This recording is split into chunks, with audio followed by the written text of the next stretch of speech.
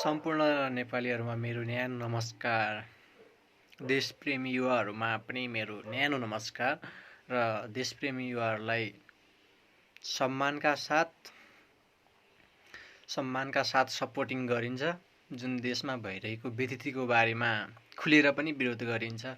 सम्पूर्ण युवाहरूले गर्नु पनि पर्छ र यस्ता सान्दर्भिक कुराहरूमा सम्पूर्ण युवाहरूको जोस र जागरका साथ यदि हामी युवाहरूले हाम्रो देशको हितको लागि कुरा गर्ने हो भने, हामी जस्तै युवाहरूले आवाज उठाउने हो भने पक्कै पनि हाम्रो देश बन्छ। त्यही भएर सम्पूर्ण युवाहरूले मिलेर अहिले हामीले खुलेर विरोध गर्ने दिन आएको छ। जुन एमसिसीले गर्दा अहिले जुन राष्ट्रघाती योजनामा अहिले हाम्रो देश नेपालले स्वीकृति गर्न खोजिरहेको छ, पास गर्न खोजिरहेको छ। जुन कुरालाई हामी सम्पूर्ण नेपालमा भएका युवाहरूले खुलेर विरोध गर्नुपर्छ। माइतीघर मण्डलामा गएर होस् या सिंहदरबारमा गएर होस् या संसद भवनमै गएर होस् या अमेरिकी राजदूतावासलाई घेरेर होस् या जुनसुकै बाध्य भएर पनि हामी युवाहरूले यदि खुलेर विरोध गर्यौँ भने पक्कै पनि एमसिसी नेपालमा पारित हुन सक्दैन। सम्पूर्ण युवाहरूको साथ चाहिन्छ। साथ चाहिएको हुँदा सम्पूर्ण युवाहरूले 77वटै जिल्लाबाट साथ र समर्थन गर्यो भने पक्कै पनि एमसिसी खारेज गर्न सकिन्छ। युवाहरूको आवाजलाई हामीले उच्च स्तरसम्म पुर्याउन सक्छौँ। जुन युवाहरूले गर्दा पक्कै पनि देश विकास हुन्छ। अहिलेको यो 21औं शताब्दी भनेको युवाहरूले विरोध गरेपछि मात्रै यो एमसिसी रोकिन सम्भव मात्र छ। प्राय अहिले बुढाहरूले घरमै बस्ने दिन हो, युवाहरूले चाहिँ यो देश चलाउने दिन हो। त्यही भएर हरेक ठाउँबाट हरेक जिल्लाबाट युवाहरूले साथ र समर्थन दियो भने पक्कै पनि हाम्रो देश नेपाल एउटा सम्पन्न देश बन्न सक्छ। त्यसैले सम्पूर्ण 77 जिल्लाबाट सम्पूर्ण युवाहरूको आन्दोलनको रूपमा एउटा शान्तिपूर्ण आन्दोलनको रूपमा 77वटै जिल्लाबाट हामीले एमसिसी विरुद्धको नाराबाजी गर्ने हो र एमसिसीकै बारेमा हामीले खुलेर विरोध गर्छ भने पक्कै पनि यो सरकार एमसिसी पास गर्नमा चाहिँ पछि हट्छ। जुन हामीले चाहिँ पछि भोग्ने पीडाहरू चाहिँ समयमै सबैलाई सचेत गराएर आम नागरिकलाई सचेत गराएर आम नागरिकले पनि हाम्रो युवाहरूलाई साथ र समर्थन गर्छन् भन्ने कुराहरू लागिरहेको छ। त्यही भएर हामी सम्पूर्ण युवाहरूले देशप्रेमी युवाहरूले सही कुराको सपोर्ट गर्न सिकौँ। सही कुराको यदि सही समयमा सदुपयोग गर्न सिकेनौँ भने, सपोर्ट गर्न जानेनौँ भने, जुन गलत कुराको हामीले सपोर्ट गऱ्यौँ भने त्यो हाम्रै लागि एउटा पाप जस्तो हुन्छ। त्यही भएर त्यस्तो कुराहरूलाई हामीले आफूबाट त्यागेर राम्रो काम गर्ने मान्छेहरूको साथ र समर्थन गरेर पक्कै पनि हाम्रो देश बन्छ। त्यही भएर हरेक ठाउँबाट 77वटै जिल्लाबाट हामीले यदि युवाहरूको एउटा राम्रो परिचालन गर्ने हो भने, युवाहरूको एउटा राम्रो अभियान चलाउने हो भने, जुन अभियान एमसिसी विरुद्ध चलाउने हो भने पक्कै पनि हाम्रो देश बन्छ। त्यही भएर सम्पूर्ण युवाहरूले मिलेर खुलेर विरोध गर्नुपर्छ। अहिले हाम्रो देशमा भइरहेको यो इन्डियनहरू नेपालका संसद, अनि कसरी हाम्रो देशको विकास सम्भव छ? इन्डियनहरूले हाम्रो देश चलायो भने पक्कै पनि हाम्रो देशमा सम्भवै छैन। यस्तो कुरालाई सबैले आत्मसात राखेर सही ठाउँमा सही कुराको खुलेरै सपोर्ट गरौँ, त्यो गलत कुराको खुलेरै विरोध गरौँ। हरेक नेपालीको इच्छा र चाहना हुन्छ आफ्नो देशलाई डुबाउने। कुनै पनि देशप्रेमी देशभक्त युवाहरूको चाहना विकासतर्फ हुन्छ भने हामीले देश डुबाउनमा कतिपय युवाहरूको कुनैको पनि देश डुबाउनमा युवाहरूको चासो छैन। त्यही भएर युवाहरूको कस्तो चासो छ भने हाम्रो देशमा कसरी हामीले शिक्षित हुने, कसरी हामीले हाम्रो देशको विकास गर्ने भन्ने कुराहरूमा मात्रै हाम्रो देशका युवाहरूको चासो छ। त्यही भएको हुँदा अहिले 77वटै जिल्लाबाट युवाहरूले त्यस्तो आन्दोलन गरौँ, एउटा शान्तिपूर्ण आन्दोलन गरौँ जुन आन्दोलन नेताहरूलाई मात्र असर पर्ने गरौँ। जुन यो शीर्ष नेताहरू छन् उनीहरूलाई मात्र त्यो असर पर्ने हिसाबले हामीले शान्तिपूर्ण आन्दोलन गरौँ। शान्तिपूर्ण आन्दोलनमा जुन प्रचण्डले गरेको थियो त्यो बलात्कारी जस्ता आन्दोलनहरू नगरौँ, ज्यान मारा गर्ने आन्दोलनहरू नगरौँ।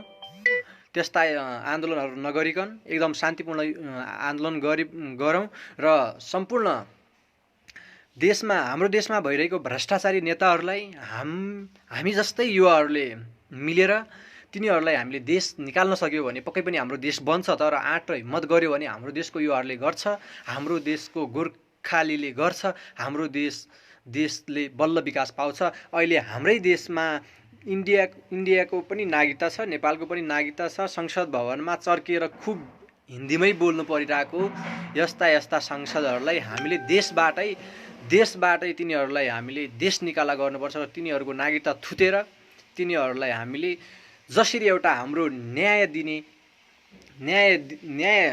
न्याय पाउनका लागि, आम नेपालीले न्याय पाउनका लागि हामीले विदेशी नागरिकलाई लखेट्नै पर्छ। विदेशी नागरिकलाई लखेट्यो भने बल्ल हाम्रो देशको विकास हुन्छ। विदेशी नागरिकले हरेक कुराहरू इन्डियाकै सपोर्टमा गर्ने त्यस्ता खालका नेताहरूलाई हाम्रो नेपाल देशबाट उनीहरूलाई बहिष्कार गर्नुपर्छ। र अहिलेको सन्दर्भमा हाम्रो देशमा भइरहेको यो कसरी यो अर्थतन्त्रलाई हामीले बलियो बनाउने भन्ने कुराहरूमा अब यो नेताहरूले पनि यो संविधान चाहिँ संशोधन गर्नु पर्यो। हरेक जिल्लाबाट 77वटै जिल्लाबाट एकवटा संसद बनायो भने 77वटै मात्र संसदहरू हुन्छन्। 77वटै मात्र संसद भयो भने बल्ल हाम्रो देशले विकास गर्छ। अनि उनीहरूको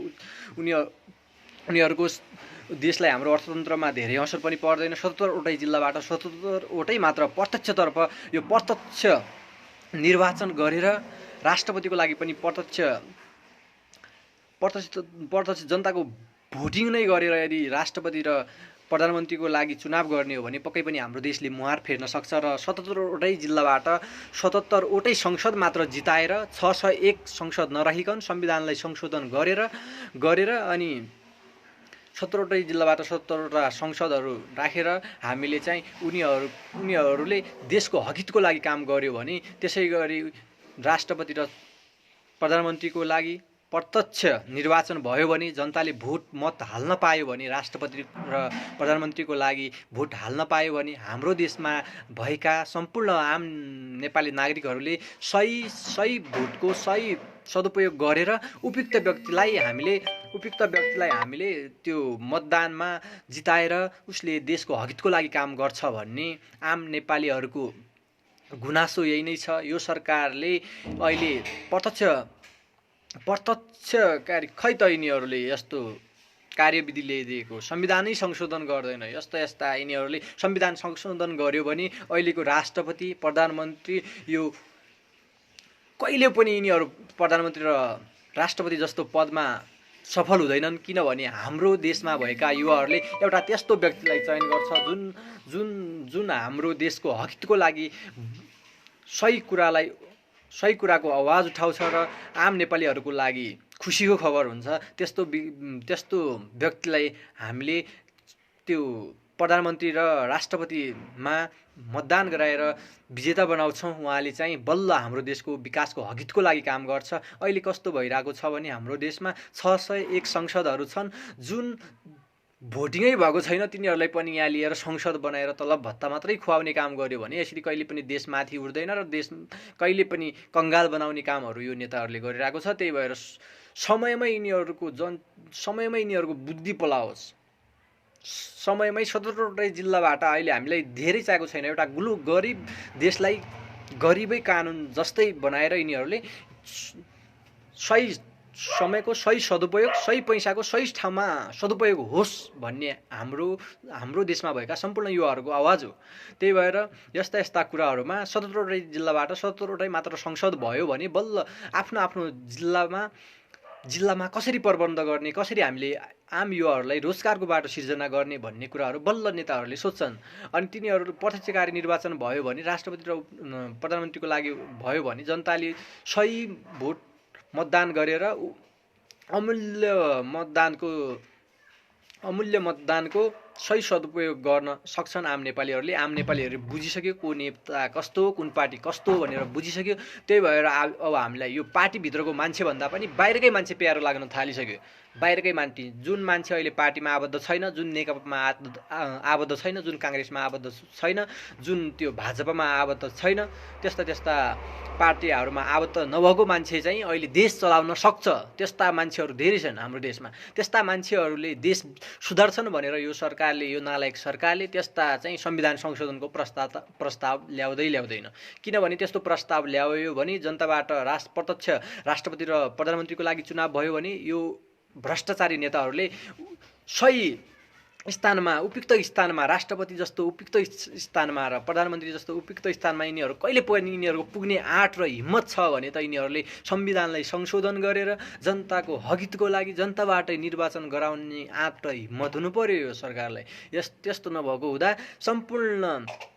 सम्पूर्ण यिनीहरू पुस्तादेखि लिएर प्रधानमन्त्री भएर नाम मात्रै नोटिस गरेर केही हुनेवाला छैन। देश विकास गर्नुपर्छ। देश विकास गर्नको लागि पक्कै पनि हरेक ठाउँबाट हरेक जिल्लाबाट संसद 77वटा मात्र संसद भयो भने 77वटा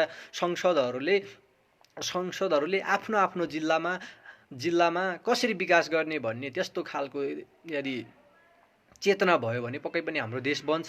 र प्रत्यक्ष कार्य यदि निर्वाचन हुने हो भने म ठुकोका साथ भन्न चाहन्छु यो पार्टीको कार्यकर्ता कुनै पनि हाम्रो देशको राष्ट्रपति र प्रधानमन्त्री हुनै सक्दैन। जुन अहिलेसम्मका नेताहरू छन् यिनी सबै भ्रष्टाचारी हुन्। अब यो नेता 601 हाम्रो देशमा भएका नेताहरूमध्ये 5% मात्रै राम्रो हुन सक्छन् र 95% भ्रष्टाचारी नै हुन्। देशलाई देशद्रोही हुन्, नालायक हुन्। यस्ता नेताहरूलाई हामीले हाम्रो देशबाट यिनीहरूलाई भगाउन जरुरी छ, भगाउनु पनि पर्छ। युवाहरूले आवाज उठायो भने प्रचण्डकै जस्तो जनयुद्ध युवाहरूले यदि गर्ने हो भने हाम्रो देशमा यो नेताहरूलाई, यो देशद्रोही नेताहरूलाई, भ्रष्टाचारी नेताहरूलाई यदि हामी युवाहरूले तह लगाउने हो भने पक्कै पनि हाम्रो देश बन्छ।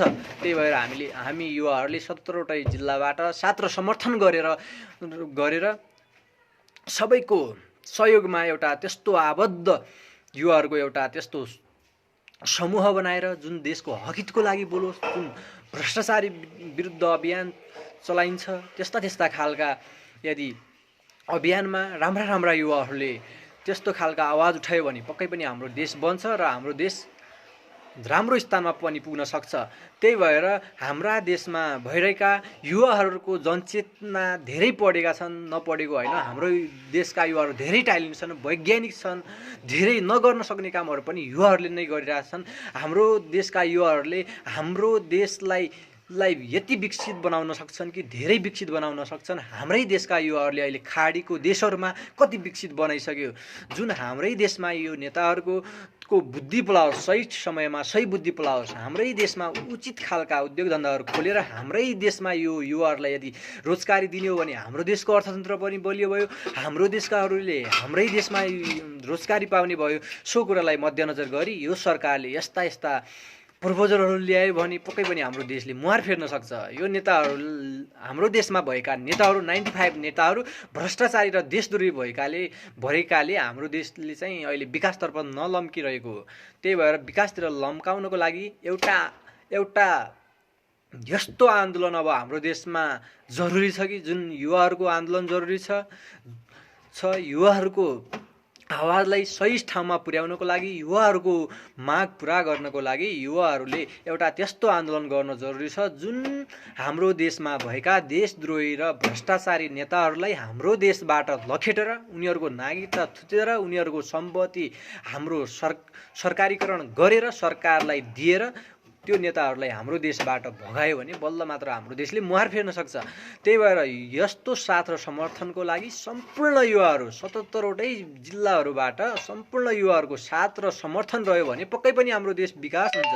त्यही भएर अहिले हरेक जिल्लाबाट एउटा मात्रै संसद भयो भने, हरेक जिल्लामा त्यस्तो खालको बजेट लियो भने उद्योग धन्दा, कल कारखानाहरू उचित किसिमका अहिले 21औं शताब्दीका यदि टेक्निकल जमानाको यदि त्यस्ता खालका खाद्यान्न वस्तु उत्पादन गर्ने हो भने अहिले पक्कै पनि हरेक जिल्लाबाट 77वटै जिल्लामा त्यस्ता खालका उत्पादन गर्ने हो भने हामीले बाहिरी देशहरूबाट हामीले आयात गर्नु पर्दैन, बरु निर्यात गर्न सक्यो भने हामीलाई झन् अर्थतन्त्र हाम्रो देशको बलियो हुन सक्छ। त्यही भएर अहिले हाम्रो देशको उत्पादन भनेको एकदम न्यून छ। हाम्रा देशका गर्न सक्ने युवाहरू भनेको अहिले खाडीमा छ। त्यही भएर हाम्रो देशमा भएका युवाहरू अहिले खाडीमा भएका युवाहरूलाई स्वदेशमै बोलाएर स्वदेशमै उनीहरूलाई उचित स्यालेरी दिएर, उचित उद्योग धन्दा खोलेर, उचित कल कारखानाहरू खोलेर, उचित किसिमका अहिले 21औं शताब्दीका टेक्निकल जमानाको उचित हामीले चाहिँ उनीहरूको चाहिँ व्यवस्थापन गर्यो भने पक्कै पनि हाम्रो देशले मुहार फेर्न सक्छ। त्यही भएर हाम्रो देशमा अहिले खाद्यान्नतर्फ धेरैभन्दा धेरै हामीले इन्डियाबाट भित्राइरहेका छौँ। तरकारी समेत हामीले इन्डियाबाट भित्राइरहेका छौँ। त्यही भएर हाम्रो देशको अर्थतन्त्र एकदम नै कमजोर हुन गइरहेको छ। त्यही भएर कमजोर भएको हुँदा हाम्रो सरकारले किन नसोचिरहेको, अहिले ऋणमा यदि डुबाउने हो भने भोलि पक्कै पनि हाम्रो देश अर्को देशको गुलाम हुनुपर्छ। गुलाम बन्नै पर्छ। यिनी नेताहरूले गुलाम बनाउँदैन भने पनि त्यहाँ ऋणमा डुबाइसकेपछि गुलाम बन्नुपर्ने बाध्यता आउँछ, परिस्थिति आउँछ। त्यही भएर समयमै सचेत भएर कसरी हाम्रो देशका युवाहरूलाई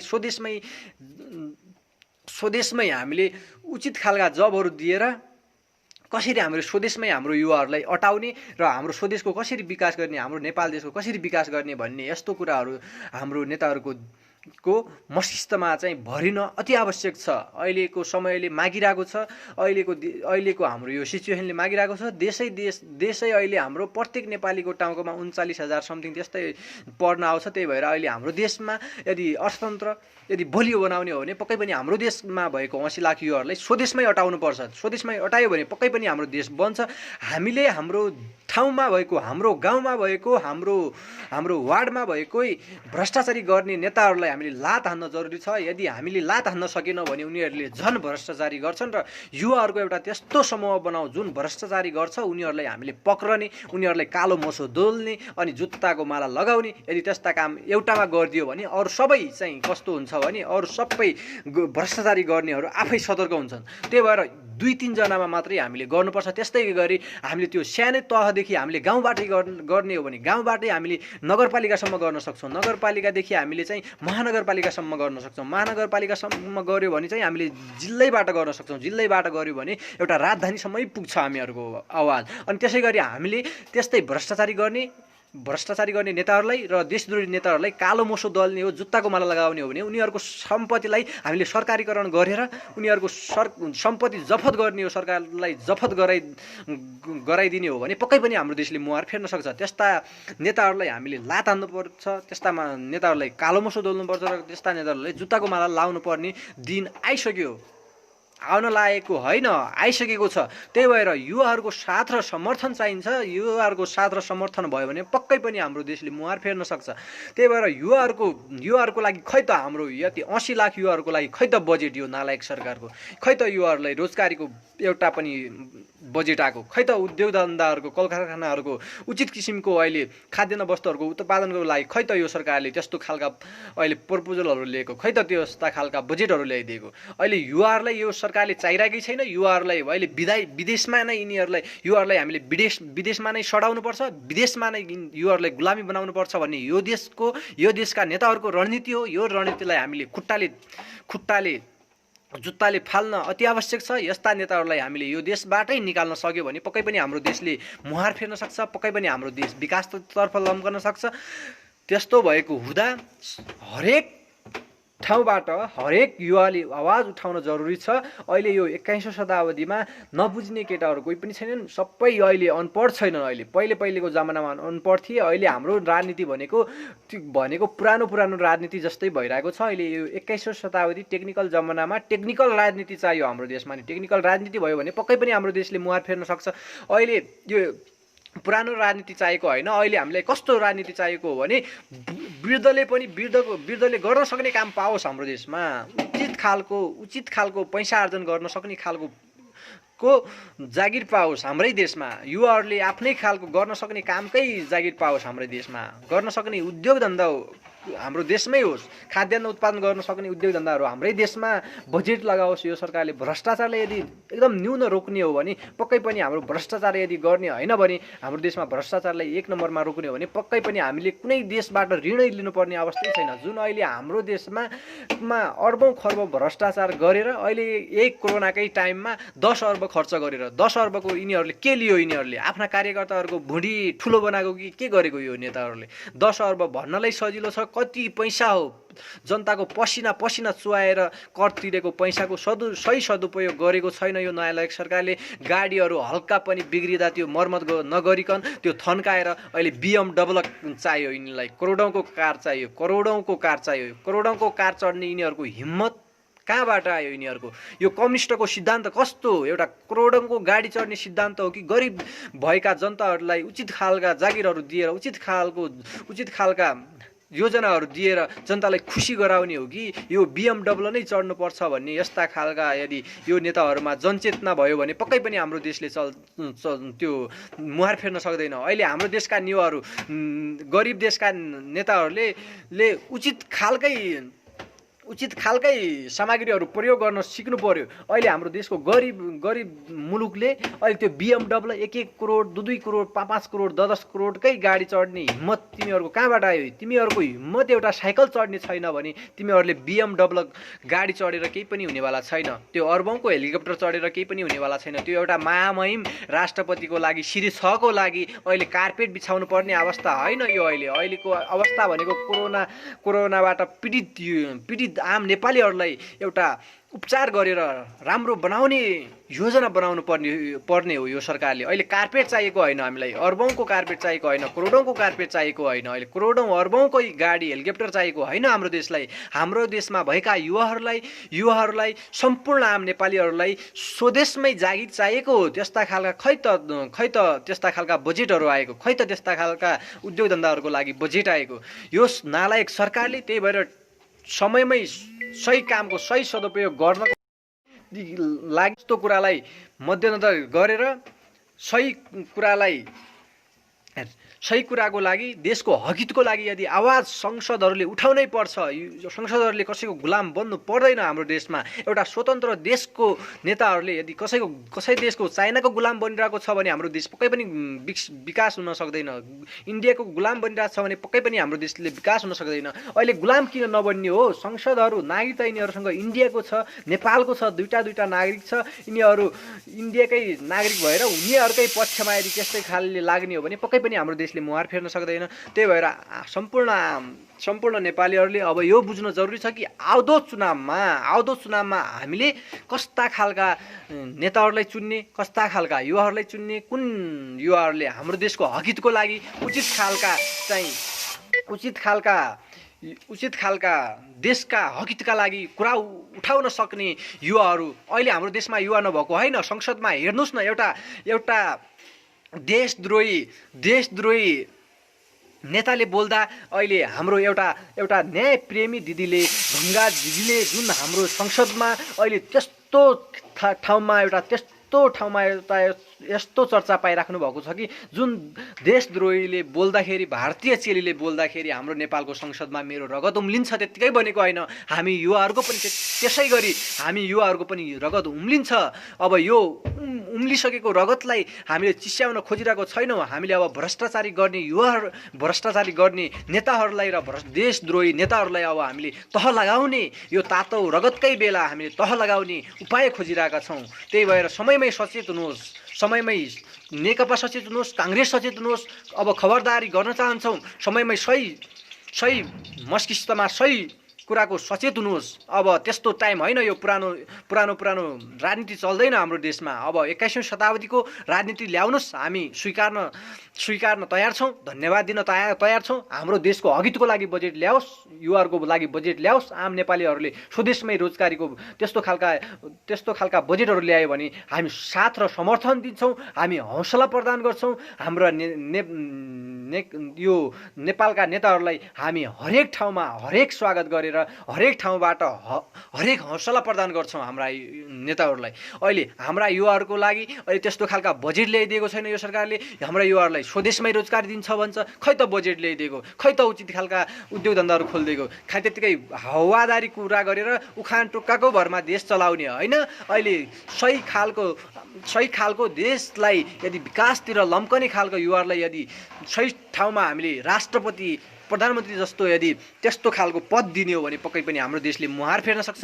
त्यो हाम्रो देशको देशभक्ति युवाले, हाम्रै नेपालको चेलोले यदि त्यो राम्रो स्टेपमा पुग्यो भने, राष्ट्रपति र प्रधानमन्त्री जस्तो स्टेपमा पुग्यो भने पक्कै पनि उसले कुनै देशको गुलामी नबनेर पक्कै पनि हाम्रो देशले मुहार फेर्न सक्छ। अहिले केपी ओली भनेको 1 नम्बर भारतको गुलाम हो, चाइनाको गुलाम हो। प्रचण्ड भनेको त्यसैबाट, प्रचण्ड कहाँबाट उत्पादन भएको? इन्डियाबाट नै, इन्डियाले नै उत्पादन गरेर नेपालमा यो राज दरबार हत्याकाण्डलाई यो गर्नको लागि पठाउने भनेकै इन्डियाले हो यो बाबुराम र प्रचण्डलाई भनेको। अब काङ्ग्रेसको कुरा गरौँ, काङ्ग्रेसले 30 वर्ष शासन गरिसक्यो, त्यो एउटा शेरबहादुरले त कति भ्रष्टाचार गर्यो। यदि युवाहरूको यो सरकार आउने हो भने, युवाहरूले यो सरकार चलाउने हो भने यो केपी ओलीको सरकारलाई, यो प्रचण्डका कार्यकर्ताहरूलाई, नेताहरूलाई र शेरबहादुरका आम कार्यकर्ता तथा नेताहरूलाई युवाहरूको सरकार आउने हो भने युवाहरूको सरकारले पक्कै पनि यिनीहरूको जन्म कैद, यिनीहरूको सखा सन्तानदेखि लिएर नाति पनातिदेखि 3 पुस्तेसम्म यिनीहरूलाई जेलमै सडाउन कुहाउन सक्छ युवाहरूको सरकारले। त्यही भएर युवाहरूको सरकारलाई समर्थन गर्नुहोस्, युवाहरूलाई रोज्नुहोस्। अब युवाहरूको समय आइसकेको छ, युवाहरूले विकास गर्छ। यो भ्रष्टाचारी नेताहरूको नाम सुन्दा साथ उनीहरूको उपयुक्त छानबिन गरेर हाम्रो देशमा हक र हितको लागि चाहिँ हामीले आवाज उठाउनुपर्छ। अब मुख बन्द गरेर बस्नु हुँदैन, हरेक नेपालीले मुख बन्द गरेर बस्नु हुँदैन। यो गणतन्त्र हो, यो राजतन्त्र होइन। हामीलाई राजतन्त्र चाहिएको होइन, गणतन्त्र नै चाहिएको, तर उचित खालको गणतन्त्र चाहिएको हो। त्यस्तो नालायक गणतन्त्र चाहिएको होइन। नाम मात्रैको गणतन्त्र भयो, काम चाहिँ मनतन्त्र भयो। यो सरकारको काम भन्ने गणतन्त्र, काम गर्ने मनतन्त्र भनेर यो सरकार यसरी चल्दैन। अब युवाहरूलाई सरकार चलाउन दिने हो। आम नेपालीहरूले, 3 करोड नेपालीहरूले युवाहरूलाई अब सरकार परिचालन गर्न दिने हो, युवाहरूलाई सरकार चलाउन दिने हो, युवाहरूलाई मतदान गर्ने हो। हरेक ठाउँबाट युवाहरूले नै सपोर्ट गर्नुपर्छ। यस्तो खालको सपोर्ट गर्यो भने पक्कै पनि हाम्रो देश बन्छ, नबन्ने होइन। हामीले किन उचित खालको अमूल्य मतको दुरुपयोग गरिरहेछौँ? समयमै सचेत हुनुहोस्। अब समयमै सचेत भयो भने पक्कै पनि हाम्रो देशले मुहार फेर्न सक्छ। समयमै यदि सचेत भएन भने हाम्रो देश डुबाइसक्यो। नेता यो कम्युनिस्टले, काङ्ग्रेसले यो देश हाम्रो डुबाइसक्यो। त्यही भएर हामी जस्ता युवाहरूलाई, सम्पूर्ण युवाहरूलाई, जान्ने बुझ्ने युवाहरूलाई यदि हामीले सत्तामा पुर्यायौँ भने पक्कै पनि उनीहरूले छानबिन गर्छन्। अहिलेसम्मको भ्रष्टाचारलाई खोज्छन् र अहिलेसम्मको यदि भ्रष्टाचारलाई खोज्ने हो भने हामी जस्तै युवाहरूले आवाज उठाउने हो भने अहिले हाम्रो देशमा भएको यो कम्युनिस्ट सरकारका नेता कार्यकर्ताहरूलाई 5% मात्रै राम्रो छ, 95 नराम्रो छ, देशद्रोही छ, भ्रष्टाचारी छ। युवाहरूको सरकार आयो भने युवाहरूको सरकारले तिनीहरूलाई 3 पुस्तेसम्म तिनीहरूलाई हामीले जन्मकैद गर्नुपर्छ। 3 पुस्तेसम्म जन्मकैद गर्नुपर्छ। उनीहरूको सम्पत्तिलाई हामीले सरकारीकरण गर्नुपर्छ। त्यो नेताहरूको सम्पत्तिलाई सरकारीकरण गर्नुपर्छ र त्यसै गरी काङ्ग्रेसका वरिष्ठ नेताहरूलाई, सम्पूर्ण नेताहरूको उपयुक्त छानबिन गरेर, उपयुक्त सम्पत्तिको छानबिन गरेर भ्रष्टाचारी नेताहरूलाई 3 पुस्तेसम्मकै हामीले जेल चलान गर्ने हो भने उनीहरूको सम्पत्ति पनि यदि थुतेर हामीले सरकारीकरण गर्ने हो भने पक्कै पनि हाम्रो देश बन्छ। हामी जस्तै युवाहरूले आवाज उठायो भने बल्ल मात्र हाम्रो देश विकास हुने हो। त्यही भएर हामीले चुप लाग्नुपर्ने दिनै आएको छैन, बोल्ने हो। यो गणतन्त्र हो, बोल्न पाउँछ, हरेक नागरिकको हक र अधिकारको कुरा हो। त्यही भएर सम्पूर्ण युवाहरूले चाहिँ यो आवाज उठाउनु पर्छ कि हरेक जिल्लाबाट, 77वटै जिल्लाबाट, अब एक जिल्लाबाट 4-5 संसदहरू हामीले चाहिएन, एक जिल्लाबाट एउटा मात्रै संसद होस् र 77वटा जिल्लाबाट 77वटा संसद होस् र यो संविधानलाई संशोधन गरेर र प्रत्यक्षकारी निर्वाचन होस्, जुन राष्ट्रपति र प्रधानमन्त्री जनताले चुन्न पाउन् र जनताले चुन्न पायो भने जनताको हक हितको लागि काम गर्ने एउटा त्यस्तो खालको हामी नेताहरूलाई भोट दिन्छौँ। त्यस्ता खालका युवाहरूलाई भोट दिएर सत्तामा पुर्याउँछौँ र जुन सत्तामा पुर्याएका युवाहरूले उचित खालका नियमहरूलाई लागू गरेर यो भ्रष्टाचारीहरूको 3 पुस्तेको सम्पत्ति जफत गरेर र यिनीहरूलाई 3 पुस्तेलाई हामीले जेल चलान गर्यो भने पक्कै पनि हाम्रो देशले मुहार फेर्न सक्छ। त्यही भएर आम युवाहरूको आवाज हो, आम नेपालीहरूले, युवाहरूले आवाज उठाइरहेको, आम जनताहरूले आवाज उठाइरहेको। त्यही भएर यो समयमै अब हामीले यस्तै सरकारलाई यदि आउँदो चुनावमा अब हामीले काङ्ग्रेसलाई, अहिले हामीले नेकपालाई जितायौँ, आउँदो चुनावमा हामीले अब काङ्ग्रेसलाई जिताएर हामीले 30 वर्ष हेरिसक्यौँ। हाम्रो देशमा काङ्ग्रेसले केही पनि गरेन। 30 वर्ष काङ्ग्रेसको सरकार हेरिसक्यौँ, कम्युनिस्टको सरकार हामीले हेरिसक्यौँ। यो कम्युनिस्टको सरकारको 3 वर्ष नै 30 वर्षभन्दा बढी भइसक्यो। त्यस्तो भ्रष्टाचार गरिसक्यो। त्यस्ता BMW कार चाहिने, राष्ट्रपतिलाई कारपेट चाहिने, यस्तो अवस्थामा, यो सङ्कटकालीन अवस्थामा, यो गरिब जनताहरू कोरोनाले मर्न लागेको अवस्थामा त्यस्ता खालका यिनीहरूलाई प्रपोजल चाहिने, कारपेट चाहिने, त्यस्ता खालका अर्बौँको हेलिकप्टर चाहिने। यदि कम्युनिस्टको सिद्धान्त कस्तो हुन्छ भनेपछि हरेक नागरिकलाई कसरी हामीले आत्मनिर्भर बनाउने, कसरी हाम्रो देशको विकास गर्ने, कसरी हाम्रो देशमा भएका युवाहरूलाई उचित शिक्षा दिने, कसरी हाम्रो देशमा भएका केटाकेटीहरूलाई प्राविधिक शिक्षा दिने, कसरी हाम्रा देशमा भएको सामग्रीहरूलाई हामीले स्वदेशमै उत्पादन गरेर हामीले इन्टरनेसनली रूपमा त्यो बजारीकरण गर्ने भन्ने त्यस्ता कुराहरू चाहिँ कम्युनिस्टको सिद्धान्तमा छ। जुन अहिलेको यो कम्युनिस्टको बोर्ड लाएर कमाउनिस्ट गरिरहेको यिनीहरूले कम्युनिस्टको बोर्ड लगाइरहेको छ, कमाउनिस्ट गरिरहेको छ, पैसा मात्रै भ्रष्टाचार गरेर कम्युनिस्ट हौँ भन्ने यो नालायक सरकारलाई हामीले कदापि पनि हामीले स्वीकार्ने छैनौँ। हामी 3 करोड नेपालीले हामीले स्वीकार्ने छैनौँ। यदि संसद यस्तो अब संसद त्यो संविधान यसरी संशोधन गर्नुपर्छ कि विदेशमा भएको युवाहरूले पनि भोट हाल्न पाउने अधिकार हुनु पर्यो। विदेशमा भएको हाम्रा दिदी तथा दाजुभाइ तथा दिदीबहिनीहरूको पनि उचित भोटको उचित मूल्याङ्कन हुनु पर्यो। विदेशमा भए पनि उनीहरूले भोट हाल्न पर्ने संशोधन गर्नु पर्यो। त्यही भएर त्यसो हुँदाखेरि पक्कै पनि हाम्रो देशका युवा आम दाजुभाइ तथा दिदीबहिनीहरूले उचित खालका युवाहरूलाई रोज्न सक्छन्, उचित खालका युवाहरूलाई संसद बनाउन सक्छन् र उचित खालका युवाहरूले हाम्रो देशमा विकास गर्न सक्छन्। त्यस्तो भएको हुँदा पक्कै पनि हामीले हरेक युवाहरूबाट पहिला अरूबाट होइन, पहिला आफूबाट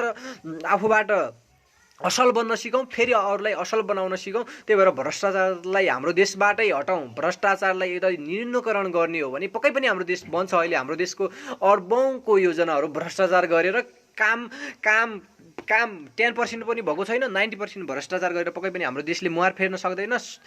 त्यसो भएको हुँदा सम्पूर्ण युवाहरूले अब त्यस्तो आवाज उठाउनुपर्छ। यो हामीले नालायक सरकारले अहिले यो पुलिस लगाएर, आर्मी लगाएर, शस्त्र लगाएर पिटाइ खाए पनि खानुपर्छ। अहिले यो खानुपर्ने अवस्था हो। अहिले हामीले जसो तसो गरेर पनि हामीले यो देशबाट एमसीसी पारित गर्न दिनु हुँदैन। हामीले यहाँ मर्नै परे पनि, यदि खुकुरी घाँटीमा लाउनै परे पनि हामीले यो देशबाट, हाम्रो नेपाल प्यारो देशबाट अर्को देशको एमसीसी जस्तो राष्ट्रघाती सम्झौतालाई यदि स्वीकार्नु हुँदैन, हामी नेपालीहरूले स्वीकार्नु हुँदैन। यदि यो सरकारले त हाम्रै भोटबाट अहिले सरकार चलाइरहेको छ, हाम्रै भोटबाट सरकार चलाएर हाम्रै भोटबाट अहिले यिनीहरूले चाहिँ तलब भत्ता खाइरहेको छ। खै त अहिले यति जनताहरूले यदि सरकारको होइन जनताको हकितको लागि छैन भनेपछि यो नेताहरूले अहिले यदि यसको आन्सर नै निकाल्न सकेन भने जनतालाई दिनु पर्यो। यसको आन्सर निकाल्नको लागि भन्नु पर्यो यो राष्ट्रघाती यो एमसीसी नेपालीको हक र हितमा छ कि छैन भनेर जनतालाई भोटिङ गर्न दिनुहोस्। 3 करोड नेपालीलाई भोटिङ गर्न दिनुहोस्। 3 करोड नेपालीले यदि भोटिङ गर्न लगाउनु, सरकार हरेक ठाउँबाट सम्पूर्ण नेपालीहरूलाई भोटिङ गर्न लगाउनुहोस्। यदि भोटिङ गर्न लगायो भने एमसीसी हाम्रो देशको ठिक्क विपरीत छ। हाम्रो देशका सम्पूर्ण नेपालीहरूले चाहेकै छैन यो नेताहरू भ्रष्टाचार गर्नलाई, यो कमाउनिस्टलाई र काङ्ग्रेसलाई, यो कंगारो जस्तो कांग्रेसलाई चाहिएको छ। त्यही भएर हामी जस्ता युवाहरूले हामीले माइतीघर मण्डलामा भए पनि, सिंहदरबारमै भए पनि, संसद भवनमै भए पनि हामीले आवाज उठाउन जरुरी छ। पिटाई खाए पनि केही हुँदैन, पिटाई खानु पनि पर्छ। पिटाई खाएर पनि हामीले त्यो एमसीसी जस्तो राष्ट्रघाती योजनालाई हामीले हाम्रो देशमा चाहिँ त्यसलाई एक्सेप्टै गर्नु दिनु हुँदैन, त्यसबाट हाम्रो देशबाट पार्टै गर्न दिनु हुँदैन। यो सम्पूर्ण युवाहरूको आवाज हो।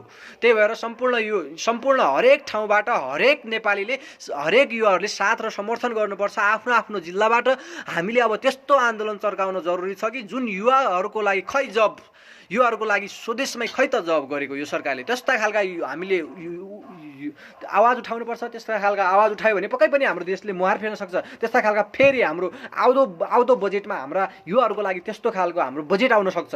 त्यही भएर युवाहरूले चुप्प लागेर खाडीमै बसेर सुतेर खाने दिन होइन। हामीले अहिले 1 वर्षको 5 वर्षको लागि मात्रै हेर्ने दिन होइन। हामीले त अब वर्षौं नेपालमै बिताउनु पर्ने हो, आफ्नै देशमा बिताउनु पर्छ। किन अर्काको देशको गुलाम बन्ने? जहिले गुलाम बन्नु पर्ने त्यो टाइममा त हामीले गुलाम बनेन भने अर्काको देशको हामीले चाहिँ त्यसरी चाहिँ आवाज चाहिँ अर्को देशको, किन हामीले अर्को देशको विकास गर्ने भन्ने कुराहरूमा विकास गर्ने कुराहरू, अर्को देशको मात्रै भलो गर्ने कामहरू हामीले अब गर्नु परेन। अब हामीले स्वदेशमै हामीले उचित खालका हामीले सरकारलाई धकधक्याएर हाम्रा हरेक जिल्लाबाट जिताएका संसदहरू, हामीले जिताएका संसदहरूलाई धकधकाएर खै त युवाहरूको लागि रोजगार, खै त युवाहरूको लागि बजेट भनेर हामीले हरेक 77वटै जिल्लाबाट, हरेक ठाउँबाट 77वटै जिल्लाबाट यदि युवाहरूले आवाज आवाज उठायो भने पक्कै पनि हाम्रो देशमा त्यस्तो खालको उद्योग धन्दाहरू हुन सक्छन्, त्यस्ता खालका कल कारखानाहरू हुन सक्छन् जुन हाम्रो देश नेपालमा 80 लाख युवाहरूले स्वदेशमै रोजगारी पाएर खुसी भएर घरबाटै जब जान मिल्ने खाले त्यस्ता प्रबन्ध हुन सक्छन्। त्यही भएर अहिले हामीले विदेशमा जाने होइन, स्वदेशमै हामीले सरकारलाई धकधक्याएर स्वदेशमै हामीले आफ्नो जागिरको लागि, आफ्नो देशको अर्थतन्त्रको लागि स्वदेशलाई हाम्रै देशलाई धकधक्याउनु पर्छ। हामीले विदेशको 5 वर्ष गरौँला, 6 वर्ष गरौँला, 10 वर्ष गरौँला, त्यो 10 वर्ष गरेको कति हुन्छ र हाम्रो लागि। त्यही भएर हामीले त्यस्तो खालका आम युवाहरूले आवाज उठाउन जरुरी छ। आम युवाहरूले आवाज उठायो भने पक्कै पनि सरकारको कान खुल्नेछ। युवाहरूले त्यस्तो खालको आवाज उठायो भने पक्कै पनि सरकारलाई हामीले धकधक्याउन सफल हुनेछौँ र सरकारले त्यस्तो खालको बजेट ल्याउने छ जुन बजेटले सम्पूर्ण हाम्रो देशमा भएका 80 लाख युवाहरूले स्वदेशमै रोजगारी पाएर त्यो विदेशमा कुनैको त्यो गुलामी बन्नु पर्दैन, कुनै हाम्रो दिदी बहिनीहरूले त्यो बलात्कारी हुनु पर्दैन। त्यस्ता खालका हामीले स्वदेशमै यदि रोजगारी सिर्जना गर्नको लागि हामीले नै त्यो हामीले नै यो सरकारलाई धकधक्याउनु पर्छ र आम युवाहरूले हामीले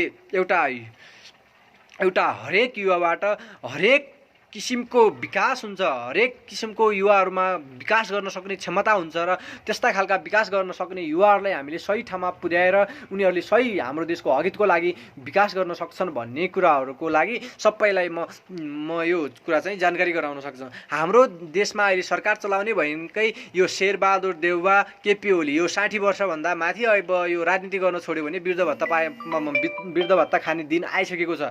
त्यही भएर सम्पूर्ण युवाहरूमा अब कस्तो जानकारी छ भने सम्पूर्ण आम नेपालीहरुमा कस्तो जानकारी छ, अब हामीले 40 वर्षभन्दा माथिको युवाहरूलाई जिताउनै हुँदैन। 40 वर्षभन्दा माथिको युवाहरूलाई यदि हामीले जिताउनै हुँदैन, अब हामीले कस्तो युवाहरू चाहियो भने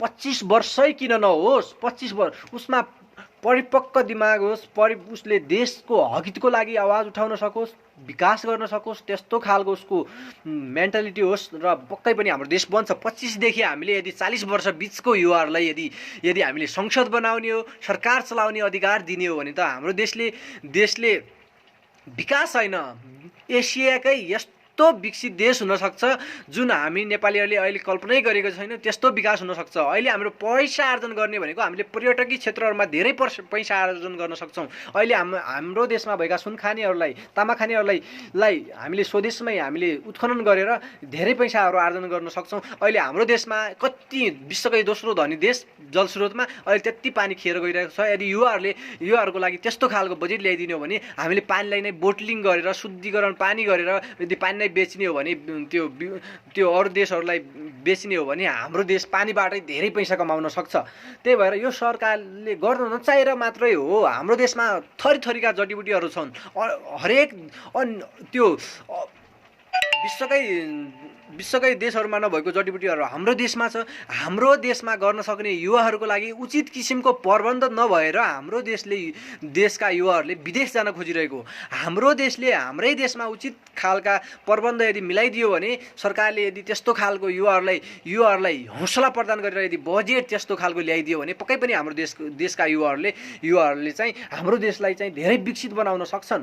त्यही भएर हाम्रो देशमा गर्न सक्ने भनेको अबको पुस्ता भनेको युवा नै हो। हामीले अब युवाहरूलाई नै जिताउनु पर्छ, आफ्नो ठाउँबाट युवाहरूलाई नै जिताउनु पर्छ। अब बुढेसकालका बुढा नेताहरूका दिन गइसके, उनीहरूलाई अब बस्न लगाएर युवाहरूले आम निर्वाचनमा यदि भोटिङ माग्न आउनुहुन्छ भने युवाहरूको लागि हामीले चाहिँ खुलेर चाहिँ अमूल्य भोटको चाहिँ सही ठाउँमा चाहिँ सदुपयोग गर्न सक्छौँ। अब बुढेसकालका नेताहरूलाई जिताउने दिन होइन हामीले चाहिँ चाहिरहेको अहिले यो 21औं शताब्दीमा युवाहरूको सरकार चाहिरहेको हो। युवाहरूको सरकारले तातो रगतका हुन्छन्, युवाहरू कसैको कुरा पनि सुन्दैनन्, कसैको गुलामी पनि बन्दैनन् र हाम्रो देशको हितको लागि काम गर्छन् र हाम्रो देशमा भइरहेका आम नेपालीहरूको लागि रोजगारको लागि त्यस्ता कुराहरू गर्छन् र बल्ल हाम्रो देशले विकासतर्फ लम्कन सक्छ।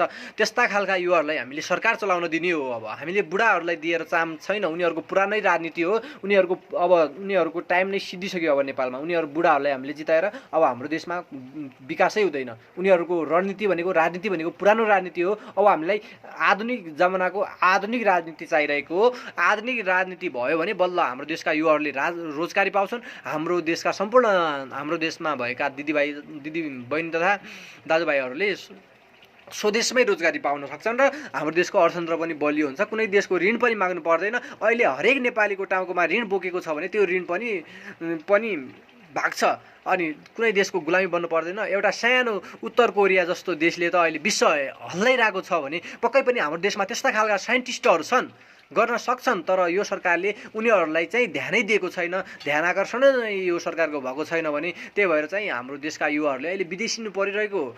त्यही भएर हाम्रै देशमा छन् मोटरसाइकल बनाउने युवाहरू, हाम्रै देशमा छन् गाडी बनाउने युवाहरू, हाम्रै देशमा छन् मिसाइल बनाउने युवाहरू, हाम्रै देशमा छन् सम्पूर्ण गर्न सक्ने युवाहरू, हाम्रै देशमा छन्। त्यही भएर हाम्रै देशमा भएका युवाहरूलाई यदि त्यस्तो खालको यो सरकारले बजेट ल्याइदिने हो भने हाम्रै देशमा गाडी उत्पादन गर्न सक्ने युवाहरू छन्, सक्षम युवाहरू छन्। हाम्रै देशमा मोटरसाइकल बनाउन सक्ने युवाहरू छन्, सक्षम युवाहरू छन्, धेरै दिमाग भएका युवाहरू हाम्रै देश नेपालमै छन्। त्यस्ता हेलिकप्टर बनाउन सक्ने हाम्रै देशमा छन्, जहाज बनाउने हाम्रै देशमा छन्, गाडी बनाउन सक्ने हाम्रै देशमा युवाहरू छन् भने खै त यो सरकारको अहिले त्यस्ता खालका युवाहरूको लागि बजेट ल्याइदिएको, त्यस्ता खालका आविष्कारक केन्द्रहरूको लागि खै त यो सरकारले बजेट ल्याइदिएको। यो सरकारले लियो त भ्रष्टाचार गर्नको लागि मात्रै बजेट लियो, खै त यो आम युवाहरूको लागि बजेट ल्याइदिएको। त्यही भएर यो आम नेपालीहरूले अब कस्तो चाहिरहेको हो भने हाम्रो देश जहिले गुलाम बन्नुपर्ने त्यो समयमा गुलाम बनेन। यो 21औं शताब्दीमा आएर हामीले यो एमसीसीलाई पास गर्नु हुँदैन भनेर त यो यति हाम्रो देशमा भएको सम्पूर्ण युवाहरूले आवाज उठाइरहेकै कुरा हो। यो सरकारले किन कानमा तेल हालेर बसिरहेको छ? अब यस्तै कानमा तेल हालेर बसिराख्ने हो भने यो नेताहरूलाई आउँदो चुनावमा हामी फुलको मालाको सट्टा जुत्ताको माला लाउन तयार हुन्छौँ।